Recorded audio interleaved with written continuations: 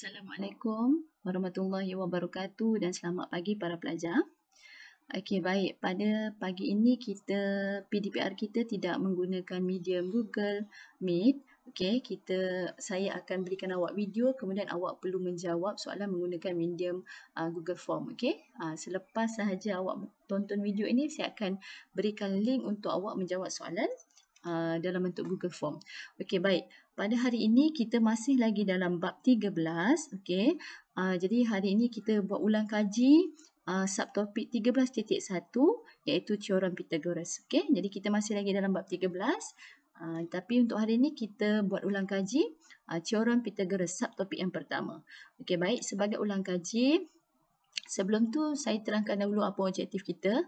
Hari ini awak ada satu saja objektif, iaitu awak dapat menyelesaikan sekurang-kurangnya 10 masalah.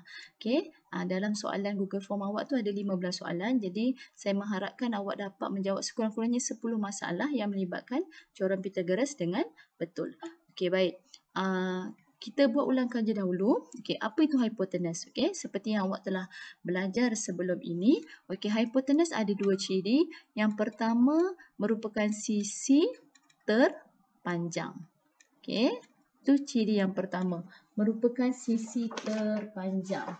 Okey, kemudian yang kedua, okey, hipotenus ini ialah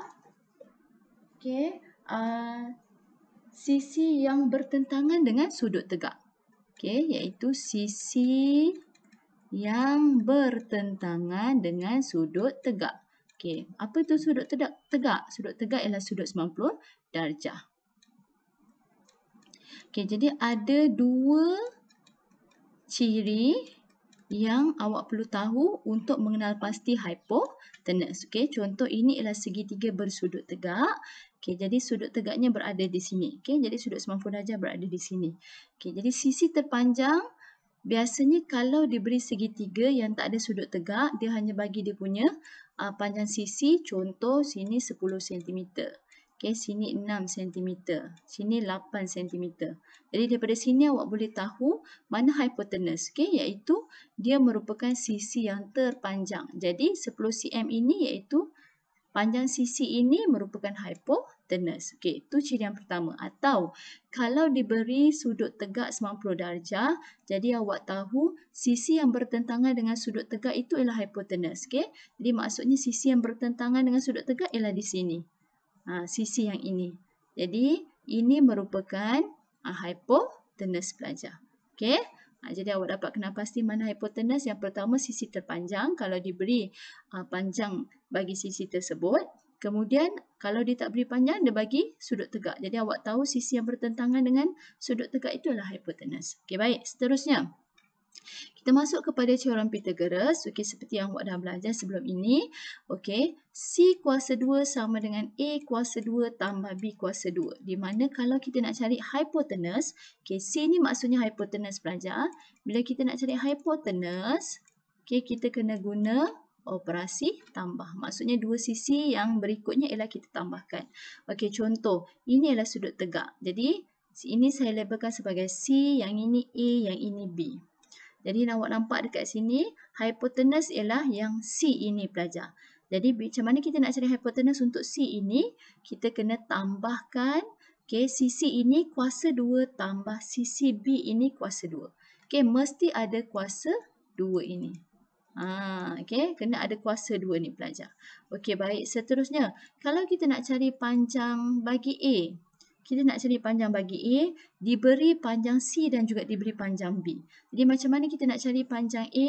Okay, jadi bila kita nak cari panjang A, kuasa 2, jadi hipotenus tadi kita tolak saja dengan panjang B.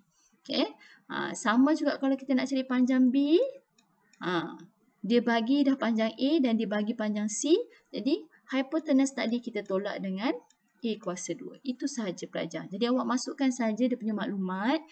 Awak kena pasti dahulu mana hipotenus. Jadi kalau dia nak cari hipotenus, maknanya dua sisi yang lain ni dia dah diberikan, awak tambahkan saja kuasa 2. Okey? Okey, kemudian kalau dia nak cari satu sisi yang lain, dia beri hipotenus dan satu lagi sisi yang lain, jadi awak tinggal guna operasi tolak. Jadi yang ini awak perlu tahu. Okey? Yang ini yang perlu awak kuasai. Dia punya teorem Pythagoras. Jadi awak boleh dah jawab soalan yang lain. Okey, baik. Kita cuba buat latihan sebelum awaknya buat latihan Google Form. Okey, saya ambil latihan ini dalam buku teks. Kita cuba jawab. Dalam rajah di bawah, PQR ialah garis lurus. Jadi maksudnya PQR yang ini ialah garis lurus pelajar. PQR ini ialah garis lurus. Soalannya, hitung panjang QR. Jadi dia nak kita cari panjang QR dekat sini. Okey, dia nak kita cari panjang QR di sini berapa. Okey, kalau kita lihat dekat sini ada dua segitiga pelajar. Jadi maksudnya kita kena selesaikan segitiga pertama dan segitiga kedua. Okey, sebab dia melibatkan dua segitiga. Okey, baik. Kita lihat dekat QR di sini, okay, dia berada dalam segitiga yang kedua ini. Jadi saya bayangkan ini segitiga pertama, ini segitiga yang kedua. Okey, tapi kita nak selesaikan segitiga yang ini, kita tak tahu panjang SQ. Okay, jadi kita kena cari panjang SQ baru kita boleh cari panjang QR.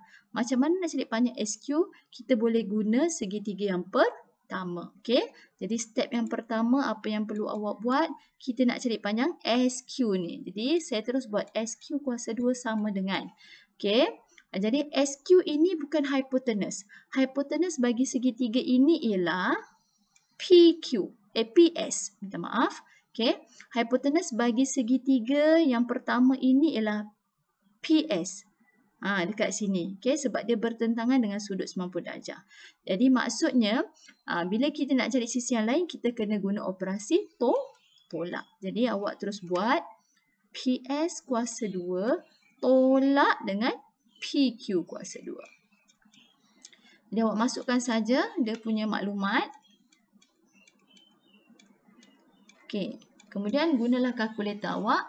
34 kuasa 2 tolak terus dengan 30 kuasa 2. Jadi awak akan dapat jawapannya ialah 256. Okey, yang ini untuk SQ kuasa 2. Kita nak cari SQ.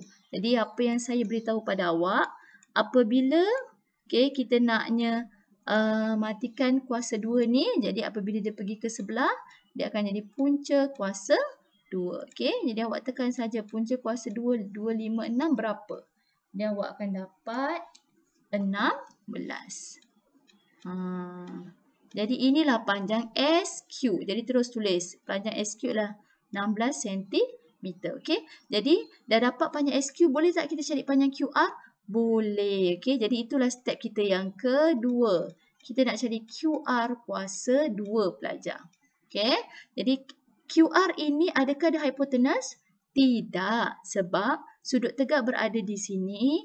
Okey, sisi yang bertentangan dengan sudut tegak ialah RS ataupun SR ini pelajar.